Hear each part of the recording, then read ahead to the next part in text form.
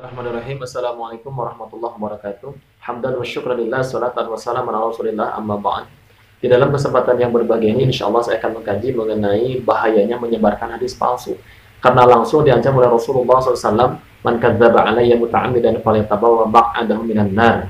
Barang siapa yang berbohong atas nama aku secara sengaja, maka persiapkanlah tempatnya di dalam neraka. Termasuk dalam bulan suci Ramadan ini banyak yang menyebarkan hadis palsu mengenai keutamaan sholat tarawih malam pertama sampai dengan malam terakhir. Nah itu umat Islam kita tidak boleh ikut-ikutan menyebarluaskannya karena hadis tersebut adalah hadis palsu dan banyak keganjilan-keganjilan. Yang pertama keganjilannya Rasul sholat qiyamul Ramadan diberjamaahkan hanya 3 malam, malam 23, 25 dan 27. Adapun berikutnya tidak. Kenapa? Karena khasyitu an tafrudu alaikum fatajizu anha. Saya khawatir sholat qiyamul Ramadan dipadukan atas kalian, kemudian kalian tidak mampu. Nah, makanya Rasul khawatir takut dipadukan cuma 3 malam. Adapun diberjamaahkan full 1 sampai 30 itu adanya di masa Umar bin Khattab. Ketika melihat jamaah masing-masing di satu masjid, Umar bin Khattab memerintahkan Ubay bin Ka'ab untuk memimpin dengan satu pimpinan. Umar bin Khattab memerintahkan Ubay bin Ka'ab jadi imam. Nah, mulai di sanalah adanya berjamaah tanggal 1 sampai tanggal 30 sampai sekarang. Itu ya. Karena kekhawatiran dipadukan sudah tidak ada. Karena Rasulullah sudah wafat, wahyu sudah terputus, tidak akan dipadukan. Nah, gitu ya. Jadi adanya berjamaah itu zaman Umar bin Khattab.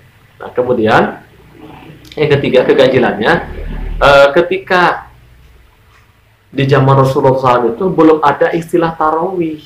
Itunya. Sebutannya baru qiyamul Ramadan. Itu ya, qiyamul Ramadan. Man qama Ramadan imanan wa ihtisaban ghufira lahu ma taqaddama min dzambi. Barang siapa yang menegakkan ibadah di bulan Ramadan dengan dasarnya iman, ikhlas, mengharap pahala dari Allah, maka akan diampuni dosa yang telah lalu. Itu dasarnya disebutnya qama Ramadan, qiyamul Ramadan. Salat qiyamul Ramadan, salat qiyamul Ramadan bukan salat tarawih. Makanya ganjil kalau ada Rasul menyatakan bahwa barang siapa yang sholat tarawih malam pertama, malam kedua, pahalanya sekian. Belum ada istilah tarawih zaman Rasul, adanya pun istilah qiyamul Ramadan. Kapan ada istilah tarawih? Ada istilah tarawih itu di zaman sahabat. Menurut Ibnu Hajar al-Asqalani di dalam kitab Fathul Bari bisa disebutkan bahwa tarawihah jamu tarwihah. Sholat tarawih itu adalah tarawih itu jamak dari tarwihah. Rawah yurawih tarwihan, tarwihah satu istirahat. Kalau tarawihah banyak istirahatnya. Kenapa disebut sholat tarawih? Karena sholat tersebut banyak istirahatnya. Dilaksanakan 20 rakaat. Kalau 20 rakaat itu 4 istirahat. Karena setiap 4 rakaat istirahat, 4 rakaat istirahat. Berarti kalau 20 rakaat 4 kali istirahat. Banyak istirahatnya, sholat banyak istirahatnya, sholat tarawih, sholat banyak istirahatnya. Karena setiap 4 rakaat istirahat, 4 rakaat istirahat. 4 rakaat di sini bukan sekaligus, tapi 2 rakaat salam, 2 rakaat salam, istirahat. Gitu ya. Istirahatnya diisi dengan doa, dengan zikir, dengan tawaf. Lanjutkan lagi. Jadi banyak istirahatnya, disebut sholat tarawih. Nah, adanya sebutan tarawih itu di zaman Umar bin Khattab, di zaman sahabat. Zaman Rasul belum ada istilah tarawih, tapi sholat qiyamul Ramadan. Nah, jadi ganjil kalau ada hadis yang menyatakan keutamaan sholat tarawih malam pertama. Kan adanya tarawih pun di zaman sahabat, bukan zaman Rasul. Gitu ya.